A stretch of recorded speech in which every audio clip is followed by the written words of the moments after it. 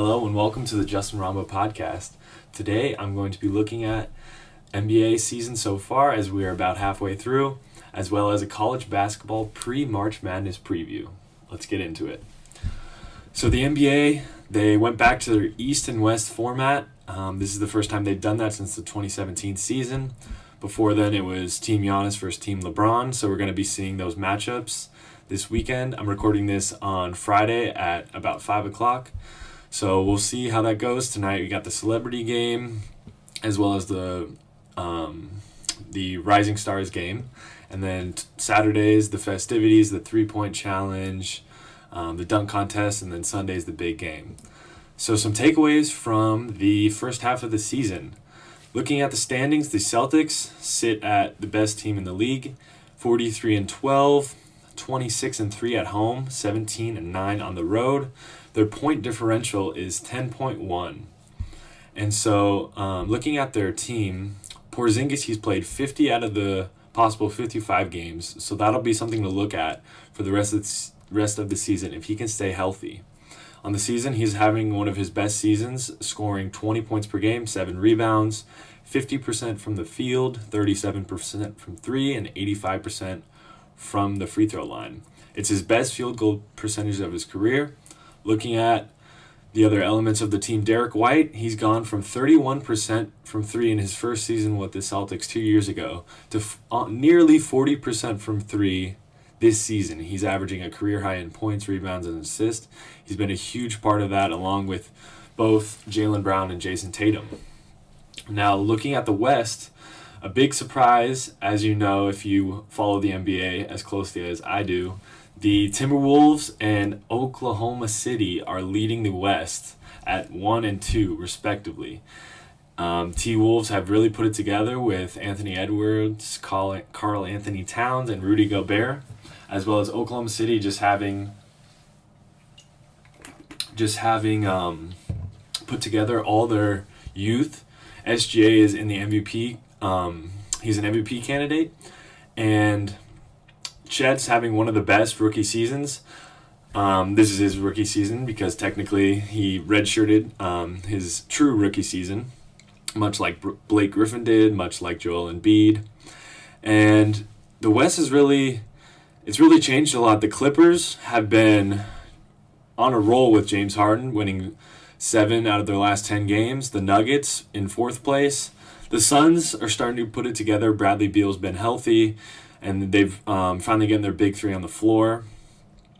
The East, the Cavs are in 2nd place. Milwaukee Bucks 3. The Knicks are 4. They definitely won the trade deadline as they were able to acquire some pieces to put alongside Brunson.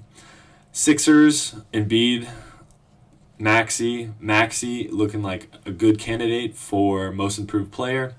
The Pacers with Halliburton leading their way as he earned his first All-Star bid this season.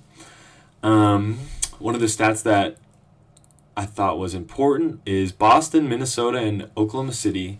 They all have the highest point differential in the NBA, all above 7 points. So down the stretch, if the T-Wolves can win the West, I mean, I really did not expect them to do this. The only part of the puzzle that I just never really loved was the Gobert aspect, just because I thought they gave up way too much for him, but they're putting it together. They're only allowing 107 points per game, which is really good. Anthony Edwards had the summer with Team USA, so he was able to dominate, and he's one of the best players in the NBA now. Oklahoma City putting it together with all those young pieces. SGA, he's been a star, but being able to put him with Chet Holmgren, Jalen Williams, the other Jalen Williams, Isaiah Joe, they've been able to just put all those pieces together. And yeah, I'm excited to see if the Celtics can keep up their dominance. The playoffs are right around the corner, so we'll have to see how that turns out. Moving on to college basketball, a little pre-March Madness preview. Some big games coming up this weekend. Tomorrow on Saturday is number 4 Marquette visiting number 1 UConn. And they will play later in the season at Marquette, so this will be their first matchup. Now, as you know, UConn won last season, and they did lose a lot of guys to the NBA, but they have been able to bounce back. They went through a rough stretch there where they lost, I believe, 4 out of 5 games, but they've been able to rebound. So if they can win this against Marquette, then, I mean, they'll definitely be in the driver's seat. Additionally, tomorrow, number 6 Kansas visits Oklahoma, number 25 Oklahoma. And then another game that should be on your radar, Monday, number 10 Iowa State is visiting number 3 Houston. Now, looking at who could be the potential 1 seeds for the tournament, UConn, obviously, they're on a dominant role. I think they will be they could be the overall number 1 seed, but we'll have to see how the rest of the season shakes out. Purdue, Zach Edey, absolute dominant, but not just him, but also their team is shooting 40% from 3 overall. Fletcher Lawyer, all those guys. Houston could be up there, dominant. They've been one of the best teams in recent years, as well as Arizona, who's top 10 in both offensive and defensive efficiency, as well as they're being very balanced from a scoring aspect with 5 of their players in double figures. Looking at the rest of college basketball, some players that I really like who stand out to me, I really like Dawson Connect's game. He has 20 points per game, 5 rebounds on 48% from the field, 40% from 3, and 76% from the line. I just like his game. He's a big frame. He's able to shoot well. He's able to lead Tennessee to wins. Additionally, I could see John L. Williams for Florida Atlantic having some big games in the tournament. As you remember from last year, Florida Atlantic was able to make the Final Four, losing to San Diego State. And this year, he's been able to average 47% from 3, 19 points per game, 7 rebounds as a 6'4" guard is pretty impressive as well, 3 assists. A point that I should make is last year in the tournament, he did have a huge game against Fairleigh Dickinson with 29 points, but in the Sweet 16, Elite 8, and Final Four, he only averaged 12 points and went 0 for 10 from 3 in those last 3 games combined. So if he can put it together, I remember earlier in the season watching him just take over the game against Arizona.